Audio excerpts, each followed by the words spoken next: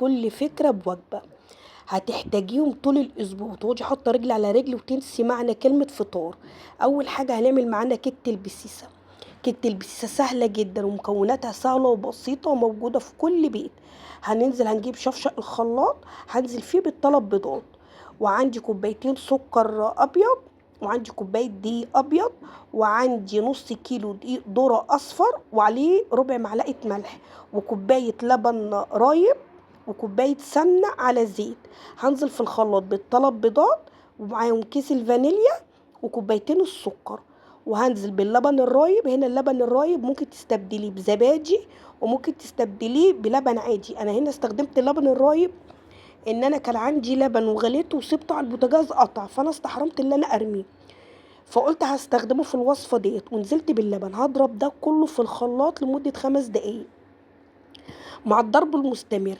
وهنا ده دقيق البسيسة اللي هو الدقيق الذرة الأصفر، ده كانوا كوبايتين دقيق ذرة أصفر على كوباية دقيق أبيض. بحط النسبة من 2 ل1 أو من 3 ل1.5، وهنزل عليهم بكيس بيكنج باودر وكوباية الدقيق البيضة.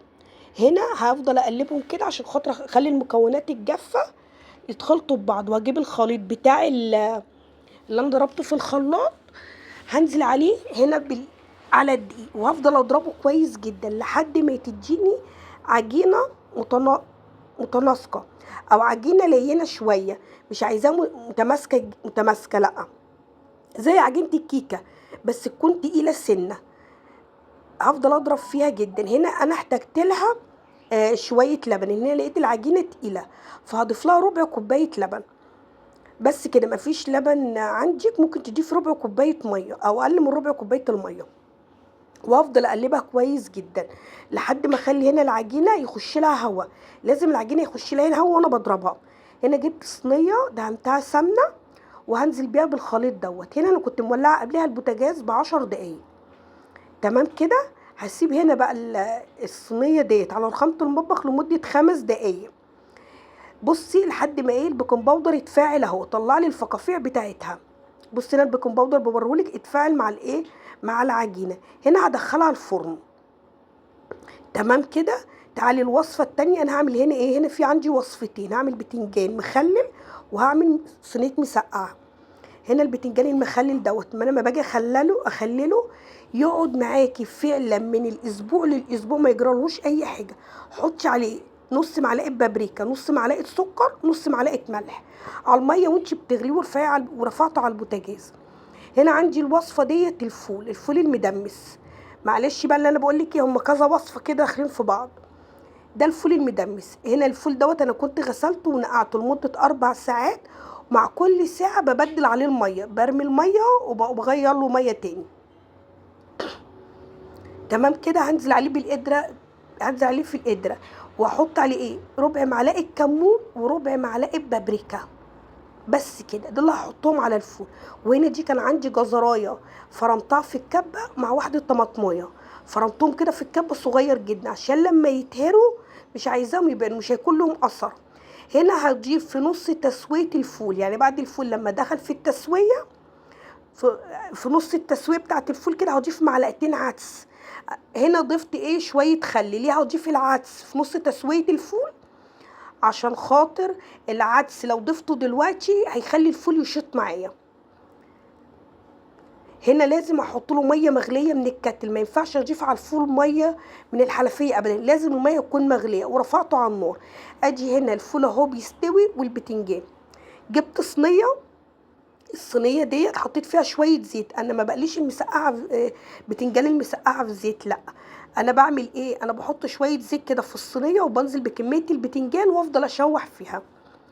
تمام كده. البتنجان ده انا كنت قطعته وغسلته ورشيت عليه شويه ملح وسبته لما نزل ميته، بعدين شطفته وسبته لما نزل ميته خالص ونشف. وهنا نزلت بشويه زيت في الصينيه وفضلت اللي انا اقلب فيه. بص هو محمرش، هو لونه زي دبل كده شويه. على فكره المسقعه دي تنفع للدايت، حلو جدا ومغذيه ومفيده ومش شاربه زيت خالص. هنا هنزل هنا بقرنين فلفل حاميين، قرنين فلفل سبايسي، هديهم كده تشويحه. هفضل اشوح فيهم كده. ميزة الاكله دي اللي انا بعملها كلها في صينيه واحده، ما بقعدش اللي انا احمر واقلي واسبك، لا، كلها في صينيه واحده. ماشي. ده كده هنا الفلفل ايه اتشوح، هنزل عليه بقرنين فلفل الوان، واحد احمر وواحد اصفر. الفلفل الاصفر ده كان عندي متخزن في الفريزر، انا طلعته مفيش مشكله، بس بقطعه وهو مجمد وبحطه وهو مجمد، ما ينفعش يفك، عشان ما يفك بيطرى خالص. وضفته هنا ايه، يتشوحوا الفلفل الاحمر مع الاصفر مع الفلفل الحامي، يتشوحوا كده. وهنا هقلب كل المكونات مع بعضيها، هدخل كل المكونات ببعضها كده ايه، وزعتهم كده على جنب شويه، وهنزل بمعلقه توم كبيره. تمام كده. مش بقولك ميزه الاكله دي ان هي كلها في صينيه واحده. هفضل كده التوم كده لحد ما اشوحه ويطلع ريحته ويديني لون كده زي لون ذهبي. هنزل عليه هنا بايه، ما يتشوح كده وافضل اشوح فيه وما يطلع ريحته، هنزل عليه بشويه خل. تمام كده. هطشه بشويه خل عادي. هنزل عليه هنا بقى بشويه الخل كده، شويه صغيرين او على قد الكميه. بصي، لكل ست بيت ليها مقدار وليها عينين بتقدر بيها، يعني انا مش هقول لك مقادير، ممكن تعملي كميه اقل مني، تعملي كميه اكتر مني، فكل واحد ليه مقداره. هنا نزلت بمعلقتين صلصه على الطومه، هسخن بس الصلصه. انتوا عارفين ان الطماطم غاليه جدا اليومين دول، فاحنا بنضطر برضو بنلجأ للصلصه. هنا برضو ايه، نزلت بتوابل بتاعتي عباره عن كزبره، فلفل اسود، ملح، وربع معلقه سكر عشان خاطر تعادل حموضه الطماطم. وهنا نزلت ايه، بقل من نص كيلو طماطم كنت عصراه وغليته على النار وعصرته وصفيته عشان خاطر يديني عصير طماطم حلو. هنا بس كده. وهنا بقى ايه، فضلت قلبتها ودخلت المكونات كلها في بعضها، وضفت لها هنا شويه ميه صغيرين، وسبتها لحد ما البتنجان يستوي وايه، وتبقبق كده مع نفسها. هنا انا هدخلها على في الفرن اللي هي وشها يحمر حبه، وشها يحمر حبه، مش خلاص. هنا هعمل الايه، الوصفه الثانيه عباره عن ايه، صينيه عجه. جبت صينيه، حطيت فيها شويه زيت، هنزل ببصلتين كبار متقطعين صغير صغير وناعم، وهنزل عليهم بقرنين فلفل، واحد اخضر واحد احمر، وهفضل اشوح فيهم كده. انا هنا عايزه البصل يدبل، يكون لونه دبلان كده، ما يكونش محمر ولا واخد اللون الجولد، لا، انا عايزه بس البصل يدبل. هفضل اقلب فيه كده، وبعدين هنزل عليه بايه، بملح وفلفل اسود. تمام كده. وهفضل اقلب ايه فيهم لحد ما يدوني ايه، احس ان البصل كده طري. هنا نزلت بالملح والفلفل الاسود. تمام كده. وهفضل ايه، اقلبهم بقى تقليب مستمر. هنا بطاطسايه ببشره الجزر، غسلتها وحطيتها في ميه، وما جيت استخدمتها عصرتها من الميه كويس جدا، وضفتها هنا على الايه، على البصل.